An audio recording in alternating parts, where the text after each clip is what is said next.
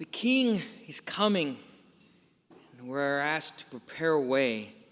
The King is coming, and we're told prepare a way for the Lord. This is actually, well, it's two places. It's in Isaiah, as we hear Isaiah warning the people, prepare a place.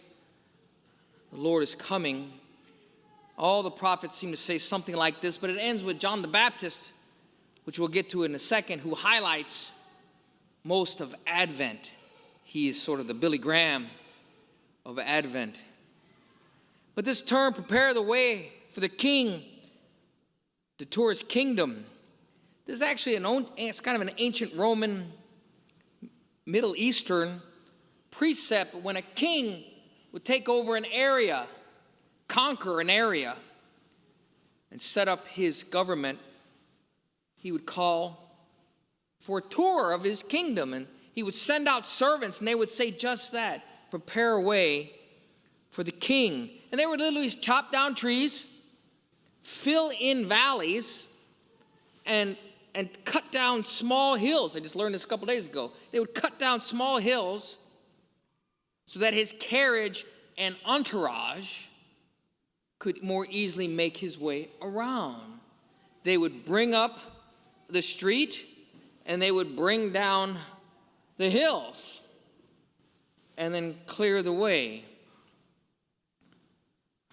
Well, the great clearer is John the Baptist. The great preparer, the chopper downer, the lifter upper is John the Baptist. He plays the role of Elijah. He knows his role. And it is a profound one. This is this time of Advent when we celebrate him, the forerunner. Many theologians call him the best man of the bridegroom. Jesus is the bridegroom. Who is his best man? And I appreciate the analogy, because as someone who does weddings, the best man and the maid of honor, without them, things don't flow as well. They take care of things. They ask me, Father, is there something else we need? Is something I need to do? They want to make it easier for the bride and groom to make their entrance. They see it as their job. And John the Baptist does just that. Now, we're asked to prepare a way for the Lord in our own hearts, in our own communities, by fasting and prayer, by going to confession, by catechizing ourselves, being people of prayer. But also, we remember that Isaiah especially, he says, comfort and speak tenderly. So what does that mean? How do Jesus and John the Baptist even pull that off? Because comfort and speaking tenderly is in stark contrast to the way John the Baptist sometimes talks. We see today that he's calling people, those on the edge, those in the valleys. He brings up the lowly by inviting them out in the desert to receive forgiveness. They come flocking to him. They think he might be the Messiah. He makes it very clear, it's not me. He's humble about it. Someone more mightier than I are coming after me, and he will baptize you with fire and the Holy Spirit. But he does it to the lowly. He's kind to them, and they flock to him. He lifts up. On the other hand, we hear John the Baptist oftentimes talking very sternly and seriously, even insulting the scribes, the Pharisees, the Sadducees. He even calls them names. You brood of vipers, you're a bunch of filthy vessels. Can you imagine saying that to your neighbors? Brood of vipers. Why is he talking in that? Well, that's not kind and gentle. Because he chops down the prideful. See, it works both ways. It works both ways. To prepare a way for the Lord, both have to be done. Now, having said that, I want to challenge all of you today. We're going to talk about all of you.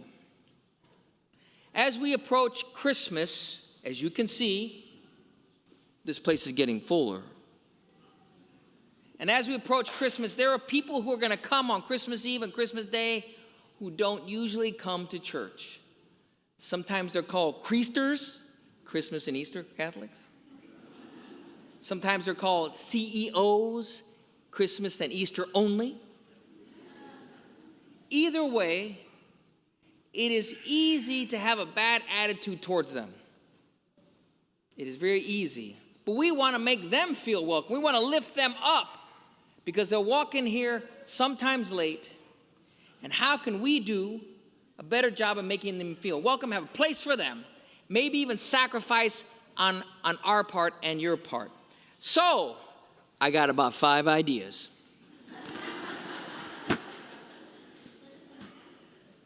And here they are, okay? If you've ever been to or have ever seen a Billy Graham crusade, if you've never seen one, it's on YouTube, go watch it. But he didn't preach for an hour, he preached for more like 20 or 30 minutes, and that's all. And at the 20-minute mark, he would do this thing.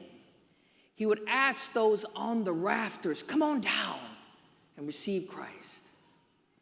Now that should ring strange to a Catholic ear, because in Protestant land, people who go to church every Sunday usually sit up front. Not in Catholic land. The back usually fills up first.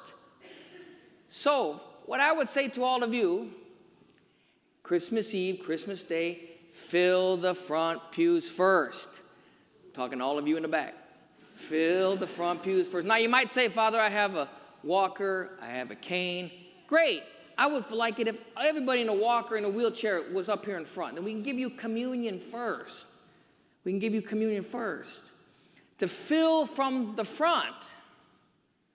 Because if someone walks in here late, usually there's a spot open, like on the second pew right there, and they're embarrassed.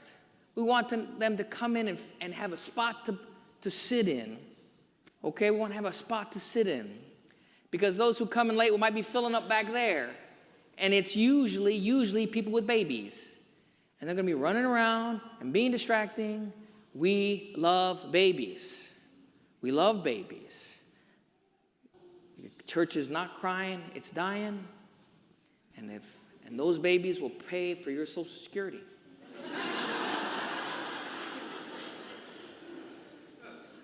Now, second thing, there's a little bit of a bugaboo with me. I would ask all of you when you come, fill up front and move to the middle.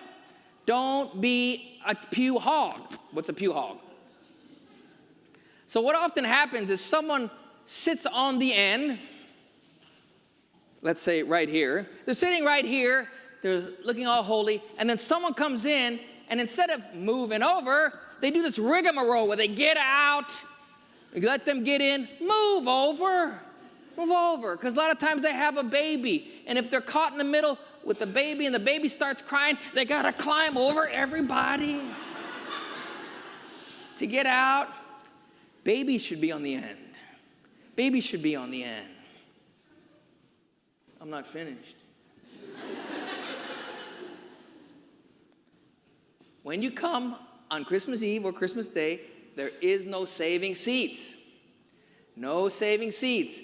Because what will happen is Daddy will drive up under the carport, drop off his kids. They'll come in, some of them, and then Mommy and the kid will throw jackets and purses and lifeboats and whatever on the pew, and these are saved. So, ushers, I'm telling you right now, when you seat someone and they say, these seats are saved, you say, no, they're not.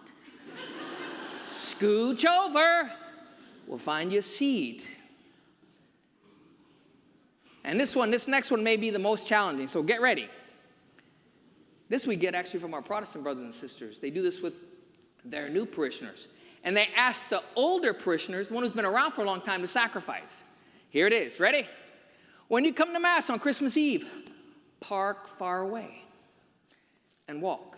Give the people who come late a chance to, and the new people a chance to park in the parking lot. Don't have the attitude, oh, those are the creasters, those are the CEOs. That's what they get for not coming. We want to make them feel welcome when they come in. We're asked to sacrifice as well. So park far away and go ahead and walk. You'll be fine. It'll be fine. So the last thing I would ask of you, we have these little cards. They're out there on the table. There's plenty of them. They're very pretty.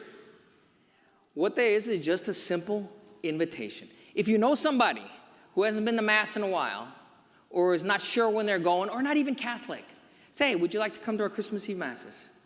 Here's a card. It says, you are invited to Mass on Christmas Eve, December 24th. Here's 5, 8, midnight, the church, the address, and it has our website. On the back, it has this cute little QR code. And you put your phone on it. You guys know how to do that. You put your phone on it, you click it, and it has a really neat video on the Mass. It's a cartoon. It's great. I watched it. It's about 5 minutes long, 6 minutes long, and explaining the Mass. Now, when you give this to someone, it serves a couple purposes. If they're not Catholic and haven't been to Mass in a while, will they come? Maybe not. Maybe even probably not. But we're not only trying to save their souls, we want to save our own souls.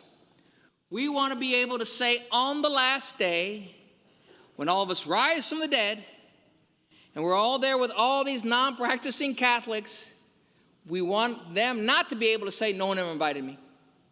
No one ever invited me. We don't want to be able to say that. Because you'd be surprised how some things, bad things can happen. So let me share with you one story. Happened a few years ago, right in this church. The person who did this is now gone. But a few years ago, one of my ex-students, I used to teach in a Catholic high school, she moved to the area, and she got married. She's married now, brand new. She showed up here at church. Father John gave you a hug. Introduced me to her new husband, fiance, whatever he was at the time. We wanted to come see your church. We wanted to come visit you. Come on in. And we found them a spot. They sat down, and some parishioner walked up to them and said, that's my spot. And the usher's the one that alerted me that had happened. And this young couple got up, humiliated, embarrassed, walked to another spot, sat down, and they never came back again. Why would they? I wouldn't. Now, that happened one time. That was an isolated incident. It was an isolated incident. And I have apologized since. I actually married them, and they're expecting their first baby. But sometimes you can't undo that. You can't undo that. But what you can do is look for opportunities. Because when we hear the term, prepare the way for the Lord, what do? We lift up the lowly and we chop down the arrogant. We chop down the arrogant. I know what it's like to be lifted up from sin. And I know what it's like to be chopped down from arrogancy. When I was in the seminary, I remember going to the confession. And this Carmelite priest, I talked to him about all the things I was having problems with. And he goes, you're a cocky son of a gun. And he didn't say gun. What was he doing? He was chopping me down. But there were others that were suffering and felt unwelcome. And those you have to lift up. It is the Lord that has asked us to do this. Prepare a way for the King. The King is coming. Let us fill the valleys. Let's cut down the small hills and maybe even the big hills. Prepare a way for us, but especially for those who don't come very often. We have a chance to invite them.